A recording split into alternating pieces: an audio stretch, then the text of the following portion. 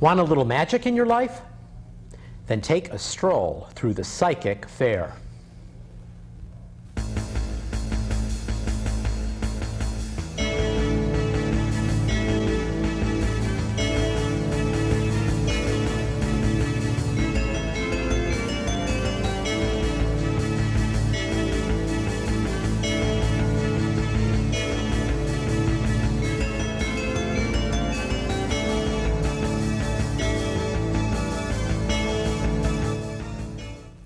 Hello, and welcome once again to Studio 7, your link to the cutting edge. I'm Lenny Shaw. We have a fascinating show for you tonight. My guests, Carol Kraus and Richard Stratton, among others, have taken a rather mundane suite of offices in the San Fernando Valley and turned it into an intriguing and numinous place where they have periodic psychic fairs, where you can get readings in astrology, tarot, get your picture taken by an aura camera, and other fascinating things. Carol Kraus is an astrologer, a businesswoman, and she is the president of a company called Astro Connections that is a dating service to match you up with people with the right chart, astrologically. She's joined by Richard Stratton, who is a psychic, a seer, and kind of an overall philosopher. Those of you who watch my show know I'm a bit of an open-minded rationalist, so I might ask these people tough and skeptical questions, but I'm sure they're going to charm me down to my chakras. So, welcome. Really glad you guys could come out to be in the show. First of all, tell us about the Psychic Fair. Well, we have a psychic fair once a month, and we have about 6 different psychics and an aura photographer, and you can pick whatever one you want, and have your palm with the palm read or tarot, astrology charts done. And you say you have 6 readers. Yes. As you said. And how would you describe the people that come in to the Psychic Fair? Well, I'd say a lot of young people actually seem to be coming, and it seems to be pretty much down the line between males and females. I think more men are interested than they have been in the past. And I might add, you turn into sort of a party. You have food there, and music, and incense, and beautiful things on the wall. That clock you saw, Carol has up there in her office at Astro Connection. Okay, what does it mean to be a psychic? Well, I think it means to be open to alternative ways or avenues of gaining information, of gaining knowledge. Non-rational avenues, for instance, intuition or clairvoyance, which is means clear sight, the seeing of visions, clairaudience, the hearing of voices. But though these avenues are non-rational, it doesn't mean that they are opposed to what the rational mind perceives. It's not opposed to logic, so it can work with logic. Absolutely. And create a synergistic effect, combine logic and intuition. Very well put. Thank you. Now, why don't you hire me then? No. Now, can anybody tap into this power? Do we all have psychic powers in us, do you think, potentially? Potentially to some degree, but I think some people can tap into it much easier than others. And what do you think it is about you two, you can answer this separately, that gave you that ability? Well, I'm an astrologer, so I use the charts. And I use intuition also. So it's not just just using their natal chart.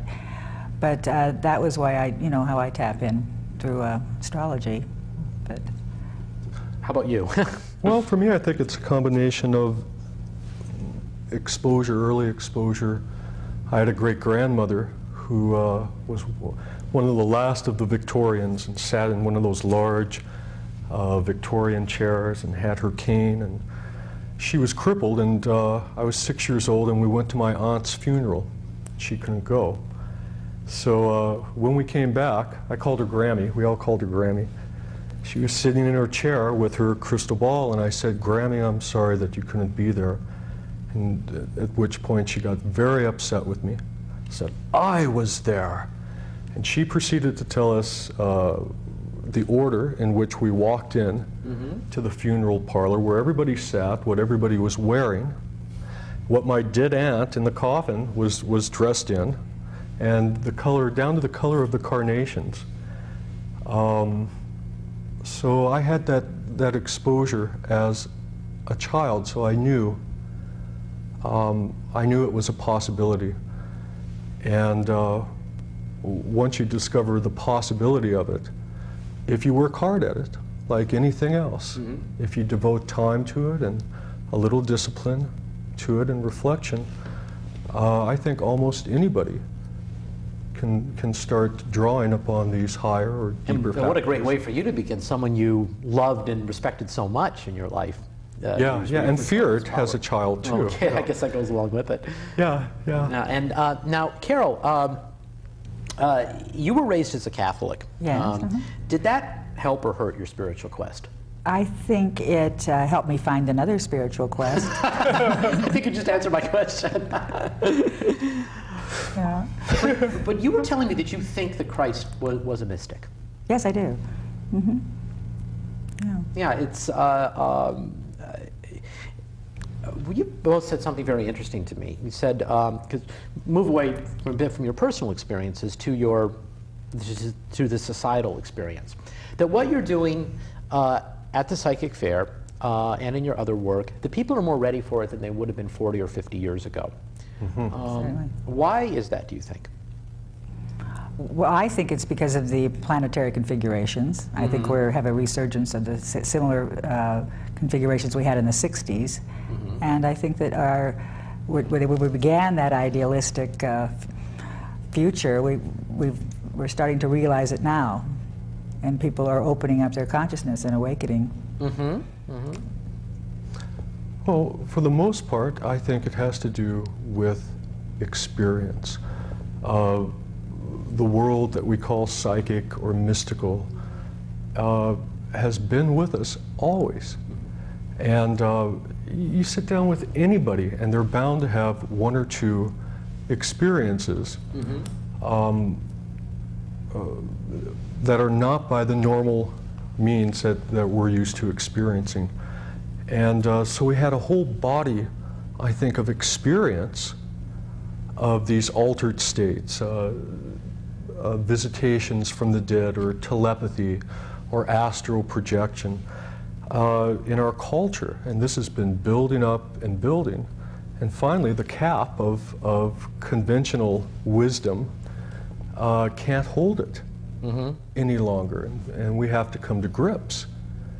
Do you think that traditional religion, meaning in this society, Judeo-Christianity, is in a decline and is going to perhaps disappear in the 21st century? Or the Aquarian age, which we'll get to later?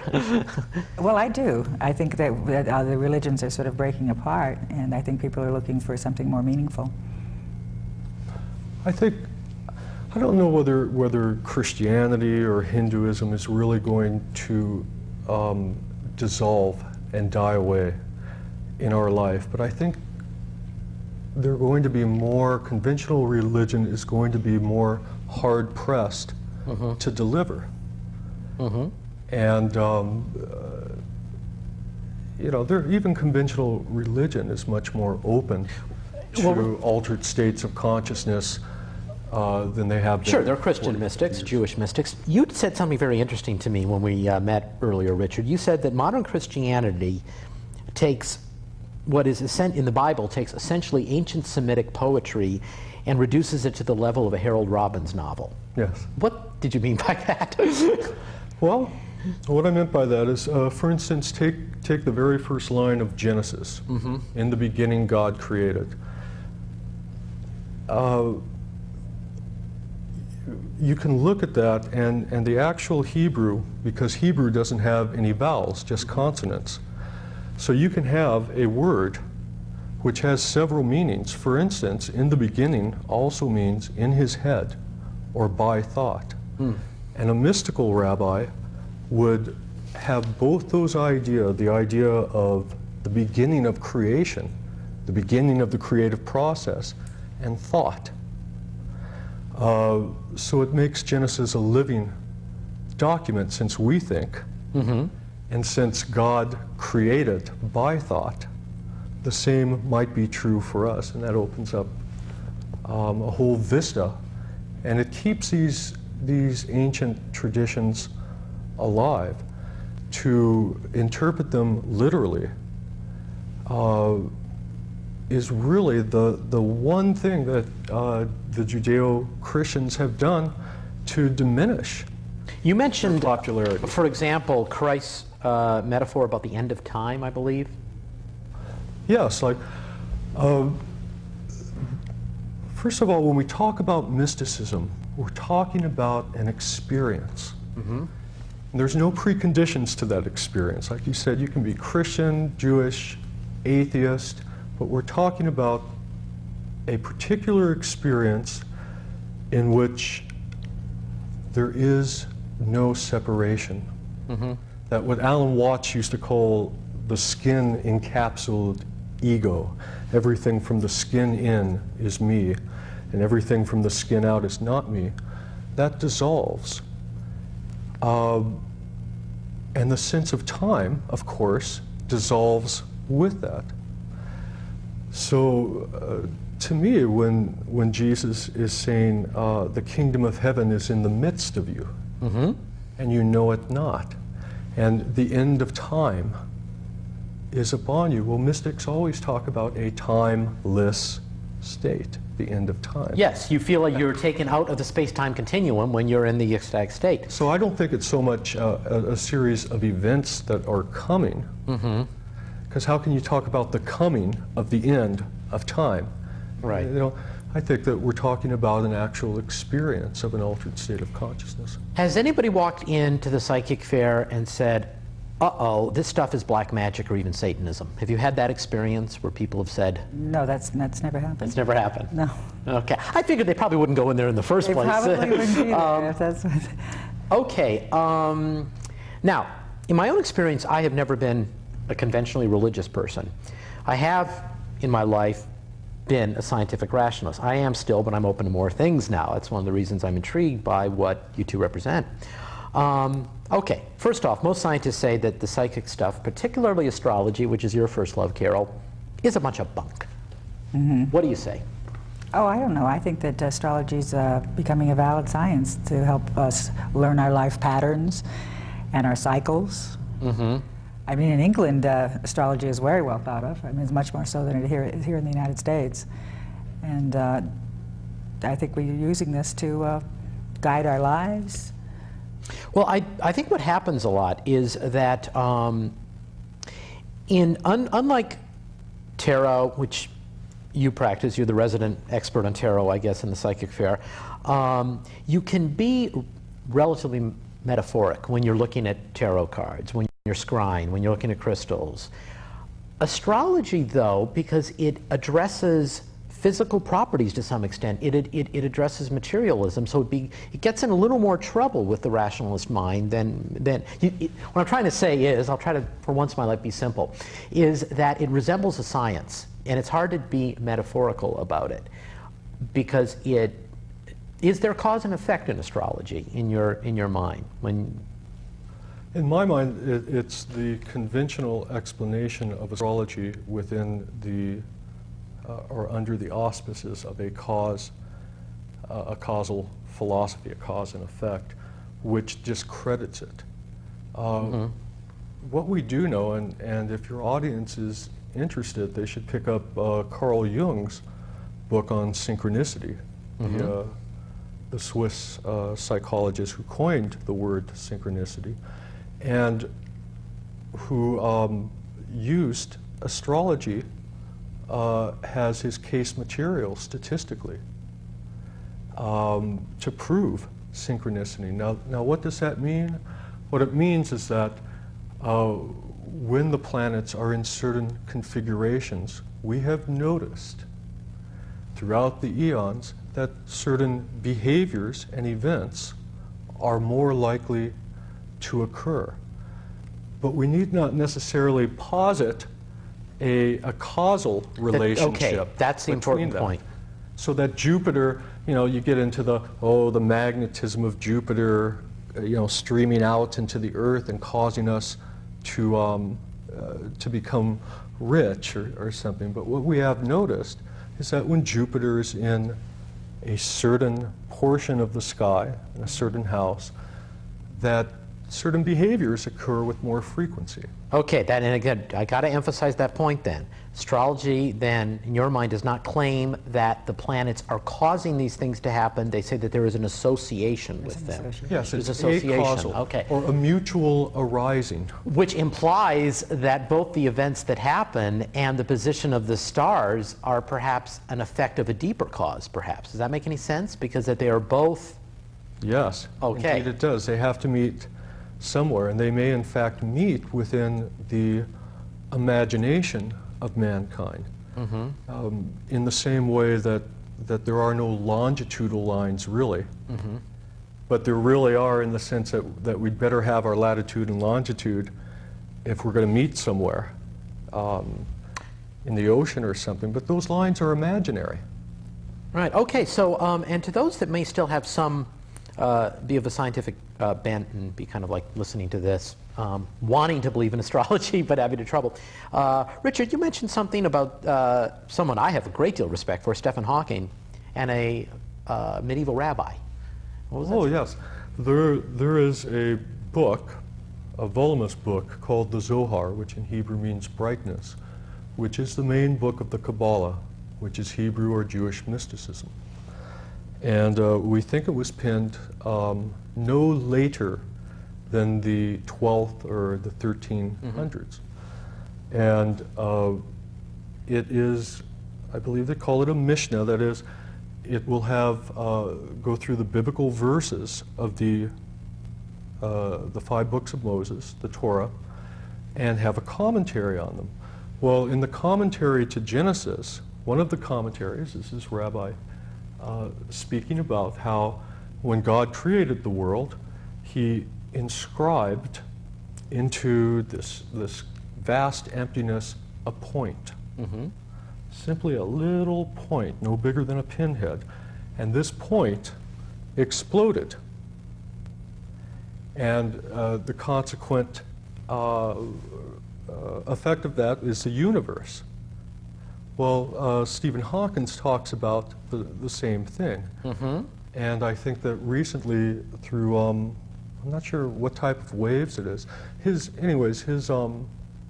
hypotheses has been verified over the last 2 years, that in fact the universe started out with this very, very small point and it exploded. Now, by what means because we can't just discount, here the rabbi in the 1300s is saying the same thing. By what means did he arrive at that knowledge? At the very least, I think it's worth our effort to question that. And we see this in many cases. We see the Hindu myth of Shiva, the creator and the destroyer, fits in with a lot of cosmological theories. Carl Sagan, who's the king of the rationalists, has pointed that out. One of the things with the coming Aquarian age, which we will define in a minute, is you think that science and metaphysics are coming closer together. Do you believe that they are merging in some ways? Well, in some ways I think they are. Scientists are, we're not going to do without science. There's no way, and we should not do without it. But I think it's important to understand that scientists are people too. And people can fall so in love with the method whereby they ascertain the truth of the world that they start to mistake the method for the truth itself. So that for years we had a group of scientists who looked upon the scientific theory and philosophy as the truth itself. So anything that you can't measure doesn't exist. And I think that's changing. I think scientists have become more philosophically educated in the last 50 years. And I think that their minds are opening up too on all of this. Okay, the stars are constantly changing their positions. The zodiac is constantly changing its position relative to the galaxy. This was first when you heard the term Aquarian age was in the musical Hair in the late 60s, coincidentally enough, which you say your reading of it was an astrologically very important time. And my show deals with the future. So define the Aquarian age. It's more than a metaphor. What is it to you? What does it mean? Well, it's a time when people are going to be maybe more detached, maybe blending the spiritual with the technological. Mm-hmm. And when we started in the 60s, when there were 7 planets in Aquarius, and this sparked this whole ideal. Mm-hmm. And now we're starting to have another convergence of 6, 7 planets in Aquarius in February of '97, and we're heading towards this. And when Jupiter is going to join it, and Jupiter expands anything that it comes in contact to. So this is going to kind of open up to the age of Aquarius, and that's just the beginning. And the age we've been in for the last 2,000 years is called the Piscean age. Mm-hmm. And that's kind of interesting because the Piscean age is basically the Christian era. Mm-hmm. And there the fish the synchronistic symbolism of the fish. Mm-hmm. Here you are. And then I guess the era before that, in the time really of ancient Greece, was the Aryan, mm-hmm. I guess. Okay, so it goes along. Okay, well then let us talk about some of the things that you have determined intuitively, astrologically, and other ways that is coming in the future. First of all, do you think there's going to be a rise in intuition? And do you already see that? Absolutely. Absolutely. People are tapping into it mm-hmm. all the time. And Pluto just went into Sagittarius, and that's very inspirational. This is very much, people are more into philosophy. It's a fire sign. And, and it's going, and Uranus is going into its own sign of Aquarius. Mm-hmm. And which makes it even more powerful. Any planet in its own sign is going to affect this generation profoundly. Okay, and we see very interesting things happening because when I think of what I've thought of in the last few hundred years, and maybe you can associate this with the Piscean age, is a certain lumpiness. This is your religion. This is your nation. This is your family. This is your job. That's less the case now. Seems so. Seems like the last 2,000 years was very much involved with the coming together of large masses of people forming organizations. Mm-hmm. The church, government, it seems to be the theme. I think with the Aquarian age, there is the opportunity for the individual to really fulfill his or her destiny. And I think it's also an age where we break out of dualism, and that's why all of us are going nuts mm-hmm. right now, because the main paradigm of the last 2,000 years has been, well, religiously, heaven and hell, there's a dualism. Male and female, there's a dualism. Objective, subjective. And so this paradigm seems to be dissolving right before us and inside of us. Mm-hmm. And I think it makes us all a bit crazy. Well, it is. I mean, if the individual has got to determine what is best for them, then look at the computer age. Everybody can tap into something that is unique to them. They can make their own programs. They can go visit anyone they want to on the internet. They can then move away from anyone they want to on the internet. It's kind of interesting because, well, no, wait a minute. Before I get into that, Carol, you were talking about another thing that you think is going to be coming out of the Aquarian age, and that is more androgyny. Yes, I think that males are becoming more in touch with their yin side, mm-hmm. and I think that women are becoming more in touch with their yang side, mm-hmm. and we can kind of blend this, and there's not so much of that dualism anymore as there has been. So I think, yes, so the feminist movement is related to that, the gay, lesbian, bisexual movement is related to that, and different family structures are related to that. I think we're going to find some very different, unconventional family structures, too. Sure, yeah, and different ways of behaving are, mm-hmm. are you know, by the fact that I have a penis, that I'm going to behave that I should behave a certain way. Well, we need to investigate that thought, you know?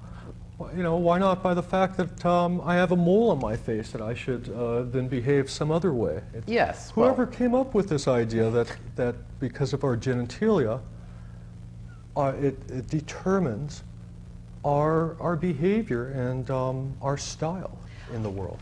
Okay, we just have a couple of minutes. Carol, what is Astro Connections without getting too commercial? Well, it's a matchmaking service for spiritually aware singles. And yeah, I put them together. And if you have any questions about Astro Connections, the Psychic Faire, watch for our voicemail and our email number near the end, at the end, the closing credits. A couple of other things I just want to get into very interesting, because I was having a conversation with a good friend of mine that happens to be the father of my girlfriend, also my father of my associate producer, also a former guest on the show. And I said that I had these images in my dreams, which were being in a space city with domes and all this electric light and energy around it. And he said, that's Aquarian. You're getting a vision of the Aquarian age. And so that was, despite my hesitation of doing astros and astrology, that's, I think, what inspired me, I have to say, too. So thanks again, Chris. But okay, one other question I've got to ask, because this we're taping the show in July when the biggest hit movie is Independence Day. Do ETs have different astrological charts because they live in different places? I suppose they would. And that's a question I've always wanted to ask. Sure they would. Oh. Well, again, I wish you the best of luck with Astro Connections, with the Psychic Faire. I want to see it big and grow and have big things on the internet and electric energy and all that great stuff, and it is a lot of fun. And thanks again, Carol. Thank you. It's been a real pleasure. My thanks pleasure. again, Richard. You did charm my chakras, both of you. And thanks again for joining us in Studio 7. I've said this about my astronomical shows, but I'm going to say it again for this show. Keep reaching for the stars.